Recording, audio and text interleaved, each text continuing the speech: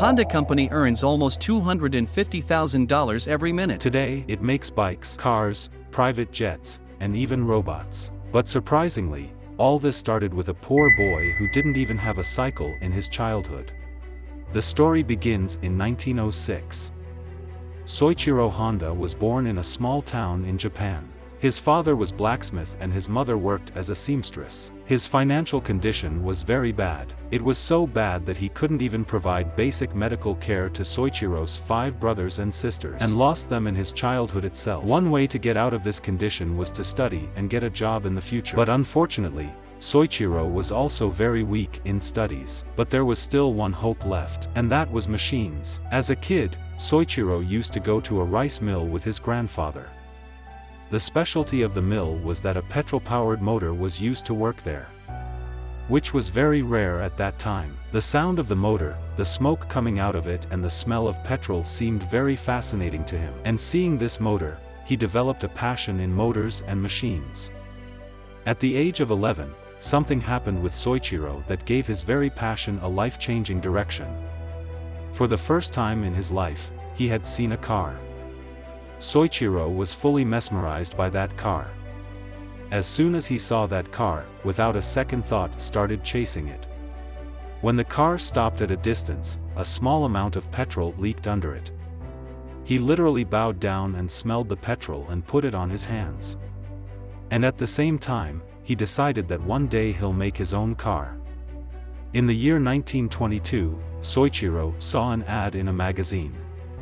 There was a garage in Tokyo called Art Shokai which was looking for workers. In those days, repairing cars in a garage was a dream job for Soichiro. So without any delay, he applied for the job. And luckily, he got hired too. He quit his studies and just at the age of 14, in search of his destiny, started heading towards the city of Tokyo. Soichiro was very happy. He was finally going to work on things for which he was passionate for years. But the reality was something else. From the very beginning, the owner of Art Shokai assigned Soichiro the task of cleaning and babysitting. Months passed, but he was not even allowed to touch the cars. He was now losing hope. He often thought of leaving the job and going back home. But he only stayed back because after this failure, he didn't have the courage to face his parents. In 1923, there was a major earthquake in Japan. The Great Kanto earthquake. Entire Japan saw massive destruction. But surprisingly, this very earthquake proved to be lucky for Soichiro. After the earthquake, most of the mechanics of Art Shokai returned to their villages to repair their respective homes. Now the garage was only left with Soichiro and one more employee. So finally, the owner had to hire Soichiro for car repairing. Not only was he now learning car repairing, but he also got a chance to drive motorcycles and cars for testing. Everyone was surprised to see Soichiro's work. He soon became the best mechanic there and he kept getting promoted regularly. Meanwhile, the popularity of motorsports was increasing in Japan. So the owner of Art Shokai asked Soichiro to assemble a racing car. Soichiro took the second-hand engine of the American Curtiss biplane.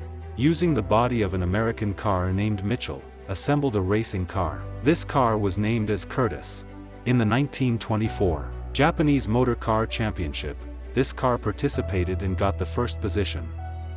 In this race, Soichiro played the role of an accompanying engineer. This was a special experience for Soichiro. And after this, motorsports became Soichiro's new obsession. But he had no idea that this obsession in the future would prove life-threatening for him. In 1928, Art Shokai decided to open a branch in Soichiro's town of Hamamatsu, and on a partnership basis made Soichiro the in charge of this store. The same Soichiro who a few years ago was not even allowed to touch cars. Everyone hoped that Soichiro's shop would become an instant success. But the exact opposite happened. This shop failed miserably. Soichiro was only 21 years old, and no customer wanted to give the responsibility of his car to such a young boy. So customers would just not come to his garage. To stop the garage from closing, Soichiro needed to find a solution as soon as possible. He observed that other garages failed to repair a car many times. Or they used to call the car impossible to repair. In such cases, it was only Soichiro who guaranteed to repair those cars, and used to actually repair them too. In the next few years, his shop grew very fast. Because of this, he developed a strong reputation in the market. In 1931, when he turned 25 years old, every month, he was earning a profit of 1,000 yen. And he had made a team of 50 people. During this time, Honda not only started assembling race cars again, but also started taking part in racing tournaments. By 1936, they won many races and started seeing his future career in motorsports. But then a terrible tragedy happened with him. But before moving ahead, in July 1936, while racing, his car met with a major accident. When Soichiro opened his eyes, in the hospital, he was feeling acute pain in the whole body. His face was badly injured, left shoulder was dislocated and wrist was fractured. Sadly, Honda had no option but to leave racing forever. It took him full 18 months to recover, and during this time he decided to start automobile parts manufacturing. He was now going to manufacture piston rings.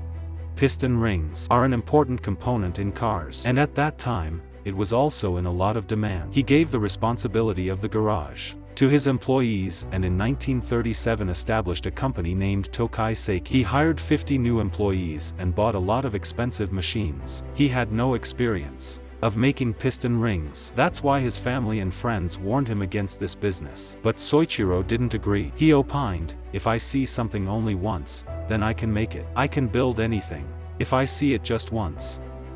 He started working with his workers day and night in the factory. Many months passed and all his savings started to run out. Ultimately, to keep the factory running, he had to sell his wife's jewelry. But even after all this, he failed to make a proper piston ring. Finally, Soichiro realized that he didn't have sufficient knowledge to make a proper piston ring. That's why at the age of 31, he got admitted to Hamamatsu High School as a special student to study metallurgy. He applied his learnings in the factory, and finally, in November 1937, he made an acceptable piston ring. In the next 2 years, he was not only successfully supplying piston rings to Toyota and other companies but also started making parts and machinery for the Navy. By 1940s, he had set up a massive plant and his business was growing very fast. But then comes a major twist in the story. It was the time of World War II and Japan and America were fighting each other in a war.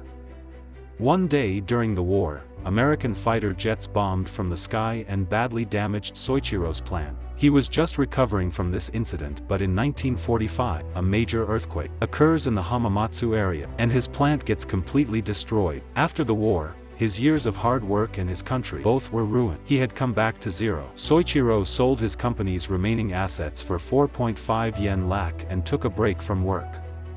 During this time, he got a Japanese army generator which the army used to run its wireless radios. After examining the engine, Soichiro came up with an idea which laid the foundation of today's Honda company. Actually, after the war, there was an acute shortage of fuel due to which its price went quite high. That's why most people had to travel everywhere by cycle. Soichiro's idea was to motorize this same cycle. For this task, in 1946, he started the Honda Technical Research Institute. Using his skills, he modified this military engine and fitted it in the cycles, which ultimately made way to an affordable motorcycle. And it also became an instant success. But there were two problems. First, he had only 500 military engines left, but the demand was very high. Second, even the military engines ran on petrol, and petrol was very expensive. To solve these problems, Soichiro designed his own engine and started making motorcycles using it. The special thing about these motorcycles was that they didn't need 100% petrol to run them. The fuel made by mixing the resin made from the root of pine tree and petrol could also run these motorcycles. This was the reason why Soichiro's makeshift motorcycles sold like hot cakes. After this success, Soichiro dreamed of making a proper motorcycle, and to achieve this, he established the Honda Motor Company. And just after a year, in 1949, he made his first complete motorcycle. He named it Dream. But unfortunately, this motorcycle failed in the market. Dream motorcycle's speed and style were both very good, but it was also heavy and expensive, due to which it was not suitable for common Japanese men. After this failure, Soichiro decided to make a perfect motorcycle for the middle class. The biggest problem was that, the engines that generated more power were much bigger and heavier, due to which the entire bike became heavy. So in 1952, Soichiro designed an engine called Cub, which was very small in size but very powerful. This innovation, according to that era, was a very big achievement. Due to that, he even got Japan's Blue Ribbon Award. The engine was made and now it was time to make a motorcycle. He traveled the whole world, met many experts and understood the motorcycle design deeply. And finally, in 1958, he launched his revolutionary two-wheeler, the Super Cub. Super Cub was an affordable and highly efficient motorcycle. Its biggest feature was that literally anyone could drive it. So just after being launched, it almost instantly killed the competition in Japan. By the early 1960s, Honda had become the #1 in the Japanese market. Along with that, every year, they were exporting millions of motorcycles to the nearby countries. But the biggest market in the world was still to be captured, and that market was America. At that time, the reputation of motorcycles was very bad in America. People there believed that motorcycles were only used by criminals and biker gangs. To change this image, they used prestigious and popular magazines like Time, Life, and Look to advertise their motorcycles. But they very smartly didn't use the word motorcycle in any ad. Honda wanted the decent people of America to accept their motorcycles. That's why they strategically selected the tagline of their ads. Their tagline was, "You meet the nicest people on a Honda." They showed in this ad the common people like housewives, working professionals, and students driving a Honda. This marketing strategy was so successful that by 1968, Honda sold 10 lakh motorcycles in America, and by 1973 it captured 43% of its market share. Honda was on a roll. They were launching new and improved models one by one, and in the 1960s itself, they had become the biggest motorcycle brand in the world. But Soichiro's childhood dream was still incomplete. Now it was time to fulfill that, to make his own cars. In the 1960s, there were already companies like Toyota, Nissan, and Suzuki in Japan who were ruling the car market. The competition was very stiff. That's why everyone stopped Soichiro from entering car manufacturing. But Soichiro had already taken a decision. By investing massive time and money, launched his first four-wheeler in 1963. But his first four-wheeler was not a car. It was a pickup truck called T360. Unfortunately, this truck was a commercial failure. Honda's start was not good, but like always, never gave up. He got success in the motorcycle market when he made a motorcycle for a common man. Similarly, in 1967, for a common Japanese family, he launched Honda N360, which was a spacious and high-mileage car. But its USP was its price. N360 was around 25% cheaper than its competitors. That's why as soon as it was launched, it disrupted the Japanese market, had achieved success in Japan but still had to make a global impact with his four-wheeler. In the 1970s, Honda spotted a huge opportunity. At that time, the whole world was reeling under an oil crisis, due to which fuel was very expensive. At the same time, the US government was very concerned about the pollution caused by The great question of the 70s is, shall we surrender to our surroundings, or shall we make our peace with nature and begin to make reparations for the damage we have done to our air, to our land, and to our water? Due to this, through the Clean Air Act, they imposed strict regulations on automobile companies. That means, now for them to do business, had to modify their engines in such a way that it would pollute less. After this regulation, all the car companies hired lawyers and filed cases against the US government. But on the other hand, Honda hired better engineers instead of lawyers and started working on making its engine better. In the next few years, Honda launched the compound vortex controlled combustion engine, in short CVCC engine. In the automobile industry, this was a major breakthrough. This engine was not only phenomenal in terms of pollution standards, but it was also fuel efficient, and no other company's engine even came near it. Honda in 1975 launched its Honda Civic with this engine. This car was 100% satisfying the requirements of both the customers and the government. And as expected, it shook the American car market. Honda Civic went on to become one of the most popular cars in the world.